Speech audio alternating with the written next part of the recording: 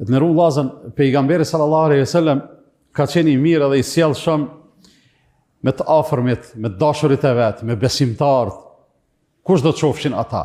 Po ka qenë i mirë dhe i sjellshëm edhe kjo për një mend e qetë në pah vlerën më reale të secilit njeri, ka qenë i sjellshëm edhe me kundërshtarët e vet. Në një prej luftave, masi ka emigruar në Medinë, masi e ka organizuar komunitetin, e ka bo ushtrinë, e ka bo në një prej luftave, e ka zonë rob një kryeplak të një fisi, njeri me autoritet, në një vend që quhet Yemame, i bjen dikon 100 kilometra larg Medinas. Edhe kur e kanë zonë rob lufte atë person, e kanë marrë, e kanë prunë në Medinë. Tash robi i luftës zakonisht keq trajtohet. Zakonisht masakrat më të mëdha në për lufta, a e dini kur bëhen vllazni? Atëherë kur njëna ushtri është ngallënimtare. Kur njëna ushtri fiton, mas kohës fitimit i bojnë, mas fitore se kam fjalën, i bojnë masakrat më të mëdha. Pejgamberi sallallahu alejhi wasallam sa herë ka fitu e ka tregu njerëzillëkun më të madh, humanizmin më të madh edhe në kohë lufte. E kanë zonë këtë burrin, edhe çka kanë bë, nuk e kanë çuar në burg. Nuk e kanë çuar dikon në një gjendje nënçmuese, ofenduese edhe përdhose për dinjitetin e tij. Po e kanë marrë dhe e kanë lidh, se robin e luftës do të më lidh gjithsesi, e kanë lidh në një shtyllë prej shtyllave të xhamisë. Edhe e kanë lënë aty, i kanë dhënë me hongër edhe me pi gjithsesi. Ai tash, duke qenë jo musliman, duke qenë i dhujtar, i ka pa musliman të hidhë të dalë për xhamisë, e ka dëgju të u thirë ezani, e ka dëgju të u boj kameti, i ka pa qysh po falen, qysh po renditën safa, qysh po falen me disiplinë. Ju ka dok interesant se s'ka pa një jetën e tij ashtu. Edhe pejgamberi sallallahu alejhi wasallam një 2-3 ditë rresht tu kalu, ka ai e ka vetë dhe i ka thonë, çka i ki punë? Ai i ka thonë, mirë i kam punë.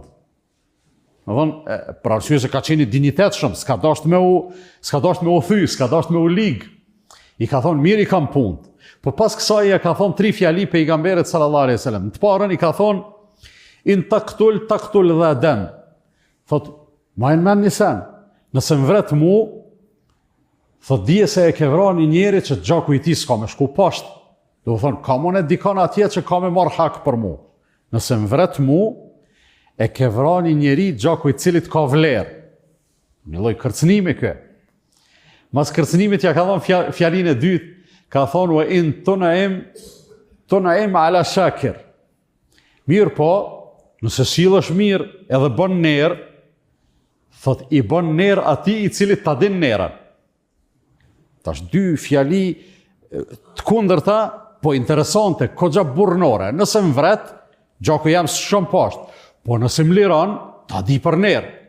Edhe ja ka thonë fjalin e tretë, ka thonë, po, nëse të ka me të syni me fitu diçka, atër kallëzo çmimin se edhe me pare e blej lirin tem.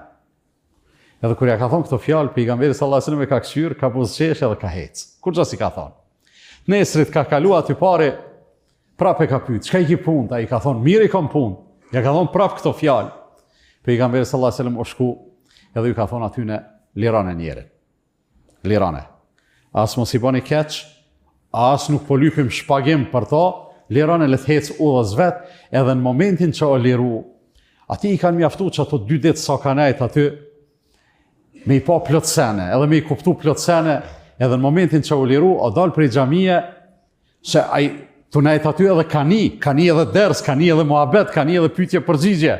E ka kuptu që për me pranu islamin, mas parit do të me ula, veç o dalë prej xhamisë, o shku ma në skajt që aty, ka thonë dikuj, bimani bre një kofe uj, edhe o la, o pastru, o artë e pejgamberi sallallahu alejhi wasallam edhe e ka shqiptu shahadetin.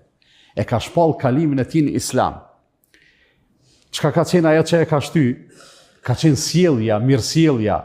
Pejgamberi sallallahu alejhi wasallam madje nuk e ka marrë mundimin me i thonë, "Qëre nëse bosh musliman po të liroj." Për arsye se kjo nuk prodhon lakmi për islamin. Kjo mundet me prodhu hipokrizi. Se dikush mundet me thonë, po bona musliman, veç sa për me u liru, e ndoshta nuk e ka për një me. E pejgamberi sallallahu alajhi wasallam tu i ditë mirë këto gjëra, veç o sjell mirë me to edhe e kalon. Mirë po, është arrit efekti, e ka pranu islamin, e ka thonë shahadetin, i thot pejgamberi sallallahu alajhi wasallam, ti halaje i liberalizum në lëvizje. Dhe o thonë ti e pranove islamin në Medinë, po mund është edhe në Mekë me shku. Shko bën një vizit qabës, një umre. Edhe ai shkon, kur shkon, kam rri lajme që kjo e ka pranu islamin. I kanë thonë, a u bone muslimana? Thot po, edhe le që u bona musliman, veç një sem po ju thamë. Unë me juve kemi marrëdhënie tregtare, a më pisodit, veç nëse pejgamberi alayhis salam jep leje se për ndryshe asnjë kokër dreth për i venit tem juve nuk ju vjen. Do thoni ndryshim shumë i madh për një kohë shumë të shkurt. Çka e shkaktoi? E shkaktoi mirësjellja e pejgamberit sallallahu alaihi wasallam. Edhe duhet me e kuptuar të ndërruar vllazën se zemrat kanë çelësa, kanë kode. Na kanë eri flasim dikujt, kush e di sa shes jalen, a i themi shes po jalen. Mirë po, të njëjtit njeri, dikush me pak i andron mendimin. Për çfarë arsye? Për arsye se ti i ke fol, po kodin nuk e ke pas. Edhe je lodh badi hava. Ndërsa kodi ma universal për me i qelë zemra, cili është, nuk është fjala, është vepra. Është vepra e mirë, është mirësjellja, është gatishmëria e jote, e secilit prej neve. Me i bë mirë tjetrit për hir të Zotit, gjithsesi. E atë pjesën tjetër të zemrës edhe të shpirtit ti, leja Zotit, le të bën Zoti i ti çka don me to. Se funit na as zemrat tona nuk i kena në dorë në mënyrë autonome ose me autonomi të plot. Allahu na ka në dorë. Qohet njeri në sabaj disponum, mas dite është i mrolon. Qohet në sabaj i gëzum, mas dite është i dhënum. Zoti na ruaj dikush qohet në sabaj besimtar, mas dite jam ndoshta e mrin në gjendje tjetër.